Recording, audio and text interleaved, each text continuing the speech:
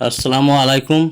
এটা হচ্ছে উচ্চগ্রাম জামে মসজিদ, সকলেই পরিচিত, কারণ আমি প্রায় ভিডিওতে ছাড়ি এই মসজিদটা।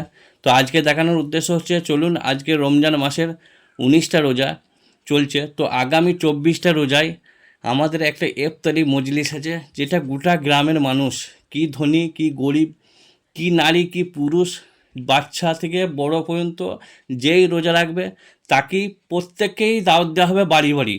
এবং সবথেকে বড় কথা হলো যে তার বাড়িতে গিয়ে নির্দিষ্ট সময়ে তার ইফতারি এবং খানা পৌঁছে দেওয়া হবে। তো এইটা আমাদের গ্রামের একটা বিরাট ঐতিহ্য।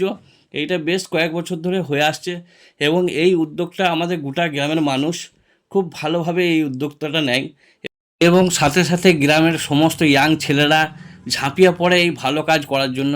কারণ আমরা দেখি প্রায় মসজিদে আমরা ছেলেরাই হয়তো ইফতারিতে বেশি দাওয়াতে থাকি, কিন্তু হয়তো বাড়ির মেয়ে ছেলেরা তারা দাওয়াত কমই পায়। তো তারা কিন্তু ইবাদতে বেশি লিপ্ত থাকে আমাদের থেকেও, কারণ কোরআন, নামাজ, তসবিহ, তেলাওয়াত প্লাস বাড়ির কাজ।